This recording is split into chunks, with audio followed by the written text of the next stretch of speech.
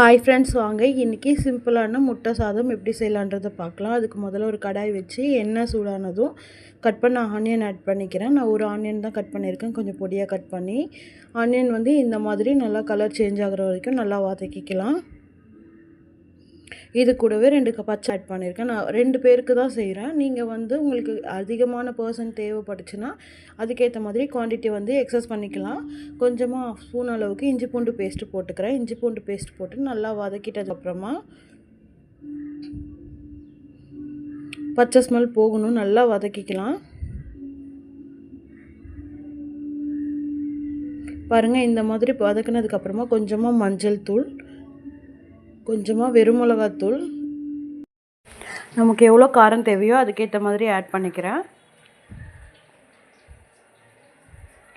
இது கூடவே கொஞ்சமாக 1/2 ஸ்பூன் அளவுக்கு கொரியாண்டர் பவுடர், அதுக்கப்புறமா நம்ம குழம்பு மிளகாத்தூள், இது எல்லாமே போட்டு நல்லா வதக்கிக்கலாம். பாருங்கள், இந்த மாதிரி ஃபுல்லாக எண்ணெயிலேயே அந்த மசாலாலாம் ஃப்ரை ஆகணும்.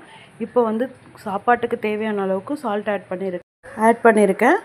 பாருங்கள், இந்த அளவுக்கு மசாலாலாம் பொரிஞ்சு வந்ததுக்கப்புறமா நான் 4 எக்கு ஆட் பண்ணியிருக்கேன். முட்டையை ஒரு பவுலில் உடச்சி ஊற்றும்போது நமக்கு கொஞ்சம் அந்த ஓடுலாம் உள்ளே போகாமல் இருக்கும். பாருங்கள், இந்த மாதிரி நான் உடச்சி ஆட் பண்ணிக்கிறேன். முட்டை ஊற்றுனதும் இந்த மாதிரி லைட்டாக கலக்கி விட்டுட்டு அது அப்படியே ஒரு 2-3 மினிட்ஸ் அப்படியே விட்டுடணும்.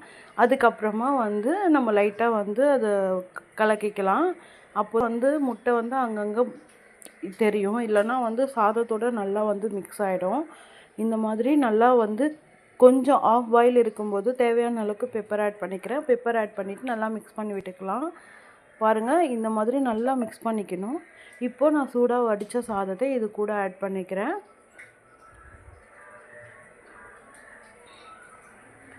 அவ்வளோதான். இப்போது கேஸ் எதுவும் லோ ஃப்ளேம்லேயே வச்சுட்டு நம்ம இந்த சாதத்தை மிக்ஸ் பண்ணி வச்சுக்கலாம். பாருங்கள், இந்த மாதிரி நல்லா மிக்ஸ் பண்ணிக்கலாம். சூப்பரான முட்டை சாதம் 5 நிமிஷத்தில் ரெடி. கண்டிப்பாக உங்களுக்கு வீடியோ பிடிச்சிருந்தால் லைக் பண்ணுங்கள், கமெண்ட் பண்ணுங்கள், மறக்காமல் சேனலை சப்ஸ்கிரைப் பண்ணிக்கோங்க.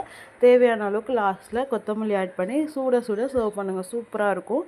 கண்டிப்பாக ட்ரை பண்ணி பாருங்கள். ட்ரை பண்ணி பார்த்துட்டு எப்படி இருந்துச்சுன்னு கமெண்ட்டில் சொல்லுங்கள். மறக்காமல் சேனலை சப்ஸ்கிரைப் பண்ணிக்கோங்க.